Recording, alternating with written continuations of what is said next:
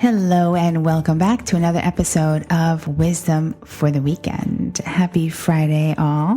And let's see, this week I want to talk about relationships. I was listening to a podcast last week and this sentence was so profound for me. This is by a coach, Christine Hassler. I'm sure many of you have heard of her. She has a podcast that's called Over It and On With It, which I listen to on a regular basis.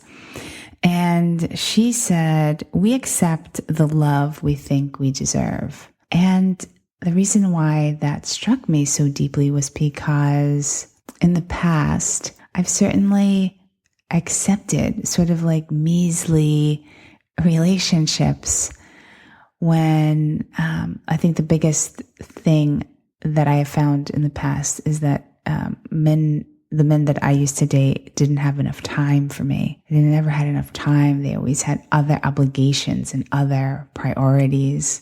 And I accepted that at that time. I accepted the bullshit, the little, what felt like little handouts of time that they would be giving me. When I think back now, I'm like, are you serious? Like, how did you even deal with that? And I know that, definitely a learning experience and I don't regret any of it, but it certainly is eye-opening to say the least. So when I heard that, we accept the love we think we deserve, I thought, oh my God, I must not have felt like I deserved much. Or I felt probably at that time that I only deserved little bits of time, that I really wasn't a priority, like your work and your family and this and that and your hobbies and your gym for this man that I was dating or men in the past. Those were all more important than me.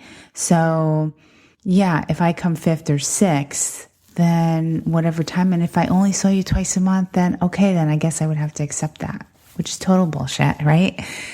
And I now feel obviously not the same way, but this struck me like, oh God, yes, that's what it was back then. And to be honest with you, also in probably the latter part of last year, I was involved with someone that also didn't have enough time for me. And I was also like the fifth person. And when we did spend our time together, it was so wonderful. And so I kind of clung to that. I clung to the days that we would be together and hang out because I felt like they were so special and we had so much in common.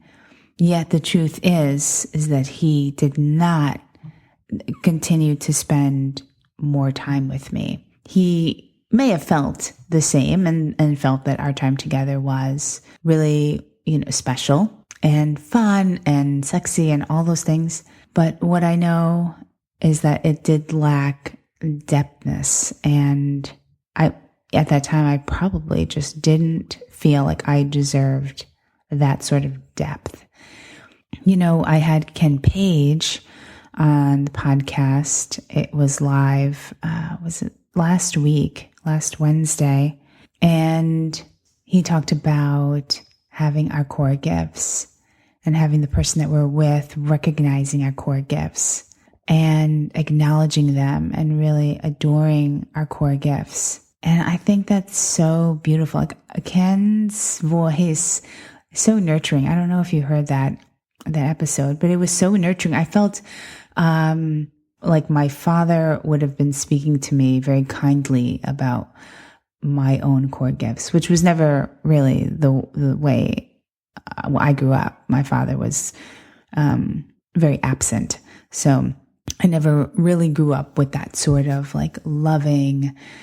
Oh, well, as a matter of fact, if we're bringing that up, he was absent, so therefore he didn't give me enough time, which hence I was also seeking men or attracting men who also didn't have time for me. So that was an aha moment I had probably a year or two ago or so.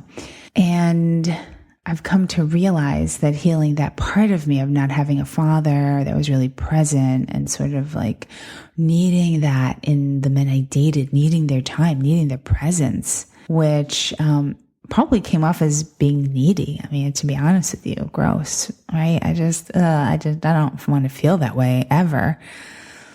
For me, that's how it was sort of coming off, because I wanted to see them, because every time we saw each other, it would be like this really special day together or half a day together.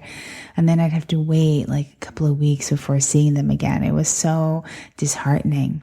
I just want to repeat that phrase again. We accept the love we think we deserve. So, sister, if you're currently in a relationship or in something and feel that it is not what you deserve, because listen, we are here to have and experience extraordinary love with our friendships, in our intimate relationships, even in business partnerships.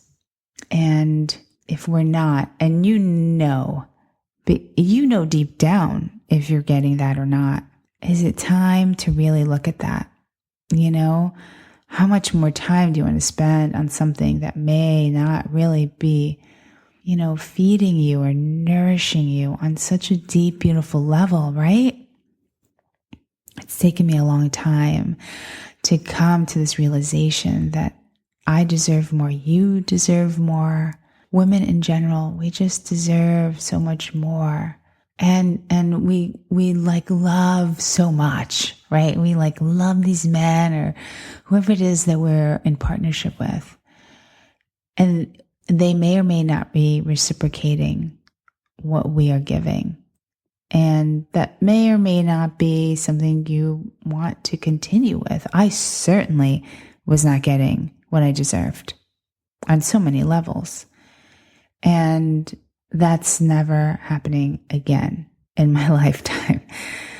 And that is a promise that I've made to myself, because I want to experience that extraordinary love, the depthness, the adoration, the nurturance that we mutually feel for each other, the time, the quality that is spent.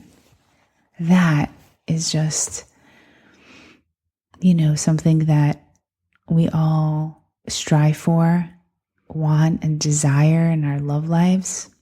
So as we go into this weekend, how do you feel deep within your soul with the person that you're with currently? Or even if you're single, have you always gotten the love you've deserved? And we all deserve this big, beautiful, everlasting, well, it doesn't have to be everlasting, but for the time that you're spending with this person, can it be like just this beautiful learning experience, which I think that all relationships are. As Marianne Williamson has said, relationships are assignments. They're always here to teach us something. And when I heard this quote by Christine Hassler, I thought, oh yeah. And that was a lesson that I needed to learn. And then we keep attracting the same type of person until we learn that particular lesson. So sister, think about it. Think about the past relationships. If you've gotten the love you've deserved, awesome. I love that. And if you're currently in a relationship where you're thinking, not so much, I don't know. What could you do to maybe change that, to make some changes to that relationship? Is there something that you can proactively do? Or do you feel like you've tried to sort of pull out of this person the kind of love that you want, but it's just not coming out? Think about that. All right, sister, have a beautiful weekend, and I'll speak to you next week. Love to you all.